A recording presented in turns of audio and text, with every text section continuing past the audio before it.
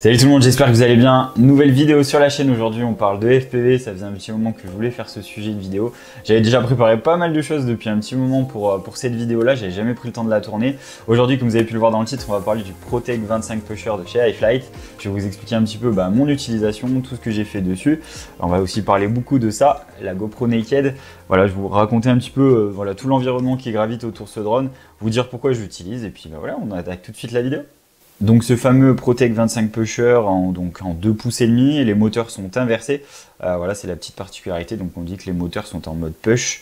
Voilà, c'est pourquoi il a ce nom-là, on va dire. Drone du coup vraiment spécifique à de l'intérieur, même si on va pouvoir voler en extérieur. Ça vole quand même très bien, mais il faut absolument pas qu'il y ait du vent là-dessus. Pour l'avoir déjà testé plusieurs fois, c'est un peu compliqué. Voilà, donc c'est vraiment, on va dire, spécifique à vol en intérieur. Donc franchement, super petite machine à utiliser. C'est vraiment orienté pour un besoin spécifique. On ne veut pas voler comme un 5 pouces. On peut quasiment tout faire avec un 5 pouces, j'ai envie de vous dire, en extérieur surtout. Ça, c'est vraiment dédié à un besoin où on va l'équiper avec une caméra pour filmer et créer vraiment les images qu'on attend par rapport à un besoin spécifique en FPV.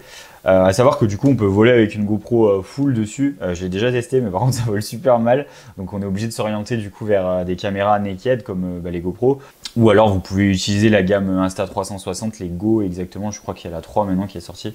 Voilà, je sais qu'il y a pas mal de gens qui l'utilisent aussi avec ce genre de machine, donc voilà, clairement c'est fait pour être utilisé avec des toutes petites caméras. Si vous mettez un petit peu du poids dessus, ça commence un petit peu à galérer. Voilà, même les batteries du coup, on est en batterie 4S du coup sur cette machine là. C'est des 850 mAh que j'utilise. À savoir aussi, voilà, les fiches sont un petit peu différentes, c'est de la XT30, donc voilà, ça change aussi un petit peu. Si je viens un petit peu plus maintenant dans le sujet GoPro Naked, alors ça, c'est un bon petit sujet de bricolage si certains ça intéresse. Franchement, il faut plutôt être à l'aise quand même au bricolage. Il faut clairement pas avoir peur de mettre des grands coups de lame dans la GoPro, comme vous allez pouvoir le voir à travers la vidéo. Où, voilà, j'ai passé, je pense, une bonne demi-journée à bricoler la GoPro le jour où j'avais fait ça. Voilà, donc ça prend un petit peu de temps, c'est quand même assez accessible à faire parce qu'il y a beaucoup de tutos sur internet. L'idée c'est de récupérer en fait la carte mère et l'optique de la GoPro, et en fait tout le reste on le supprime, mis à part l'écran qu'on garde aussi devant pour avoir un retour d'information. Une fois qu'on a finalement monté ce fameux naked, derrière après comment on va paramétrer, comment on va utiliser la GoPro vu qu'on n'a plus l'écran tactile derrière. En fait après derrière on va utiliser ce qu'on appelle GoPro Labs, qui va vous permettre en fait de venir avec votre téléphone devant la GoPro une fois qu'elle est allumée. Donc c'est un firmware qui est assez spécifique, qui n'est pas disponible d'ailleurs sur les GoPro de manière commerciale, il faut vraiment venir l'implémenter soi-même. Et voilà, je disais du coup avec un QR code, on vient le mettre devant la caméra, elle comprend du coup, elle arrive à lire les QR codes et ça lui permet de comprendre et de récupérer un réglage spécifique pour voilà, le shutter, les choses comme ça. Je vous mettrai les petits exemples dans la vidéo. De mon côté, du coup, j'ai pas eu spécialement de problématiques sur l'aspect bricolage de cette naked, clairement. J'ai plus rencontré des problèmes après sur la partie alimentation du coup de cette naked, parce que forcément aussi on retire la batterie. On a soit la possibilité de venir avec le 5 volts qu'on a dans notre carte de vol du drone et de venir plugger avec un petit câble sur la partie alimentation qui est dédiée sur la naked. Moi ce truc là, avec le temps, j'ai vu qu'il y avait des problèmes d'alimentation. Alors est-ce que c'est ma FC qui déconne ou quoi, je ne sais pas, j'ai pas voulu la changer. Mais du coup j'avais à mon avis des moments où finalement le 5 volts ne sortait plus, du coup ça alimentait plus la GoPro. Donc j'ai trouvé un autre système que Figwoo fabrique. D'ailleurs c'est une marque aussi qui fabrique d'autres éléments, ou même des GoPro Naked vraiment toutes personnalisées, prêtes à être utilisées. Cette marque vend du coup ce petit kit qui permet de se connecter une alimentation directement avec le plus et le moins grosso modo sur la prise d'équilibrage de votre batterie. À savoir voilà, que une prise d'équilibrage sur un drone FPV, que ce soit peu importe du 4S ou du 6S, ça sort du 5 volts. Donc voilà, ça permet de récupérer ce courant pour alimenter la naked. Et franchement, ça marche super bien parce que voilà, je l'utilise quand même sur pas mal de tournages en ce moment, ce petit drone. J'ai eu quelques besoins très spécifiques à voler en intérieur, dans des entrepôts, des choses comme ça. Et du coup, pas de problème. Donc plutôt content de l'alimentation. Donc ça, c'est vraiment un plus, je pense, et à avoir aussi si jamais vous utilisez ce genre de machine. Côté utilisation, j'ai aussi rencontré un truc un peu bizarre. C'était, donc comme je vous l'expliquais, du coup c'est un drone que j'utilise vraiment en intérieur. Donc j'ai pas de nécessité finalement à avoir un filtre ND comme je l'ai ici, parce que je m'étais dit peut-être qu'un jour j'aurai un besoin d'aller voler en extérieur avec ce genre de machine. Donc j'avais acheté un petit filtre ND. vous voyez ma petite coque transparente.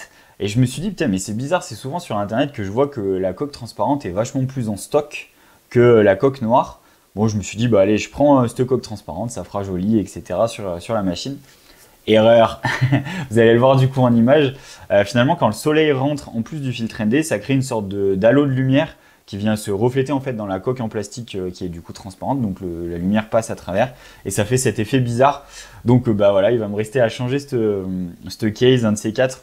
Alors c'est vrai que voilà, je l'utilise à 95% de mon temps en intérieur, donc bah, finalement j'ai pas de filtre ND en intérieur, donc on va dire que je pourrais laisser ça comme ça. Mais voilà, le jour où je sais que je vais devoir voler en extérieur et que je vais devoir poser un filtre ND, eh ben, je vais être embêté. Donc voilà, je pense que je vais pas tarder à le changer, ce truc là, ça vaut pas très cher. Je vous mettrai d'ailleurs tous les liens dans la description hein, pour monter ce genre de config.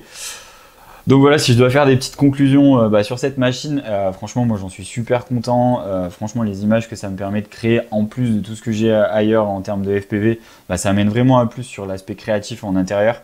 Vraiment voilà, le fait que ça soit une toute petite machine qui pèse rien et qui puisse passer de partout, ça amène vraiment un plus. Si voilà, je dois tenir des conclusions, c'est pas un drone à avoir non plus en tant que premier drone. Pour moi, il faut d'abord vous orienter vers un 5 ou un 6 pouces. Après, vous passez dans la gamme Cinehoop avec des 3 pouces et demi. Et ensuite, pourquoi pas avoir ce genre de machine en 2 pouces et demi. L'idée, c'est vraiment voilà, que ça a vraiment un besoin spécifique. On va pas pouvoir les voler à la cool comme ça avec ce genre de machine. C'est vraiment pas fait pour. En tout cas, j'espère que cette vidéo vous aura intéressé. Peut-être que j'aurais pu rentrer un petit peu plus dans les détails, mais voilà, vous connaissez maintenant la chaîne, c'est pas le but. À chaque fois, c'est vraiment de vous dégrossir tout mon environnement, vous dégrossir tous les éléments qu'on peut trouver autour du FPV, vous faire comprendre un petit peu les choses là. Si jamais ça vous intéresse que je rentre un petit peu plus dans des détails sur des tutos plus précis, sur du montage, de la GoPro Naked, de vous rentrer un petit peu plus dans les détails, je pourrais le faire.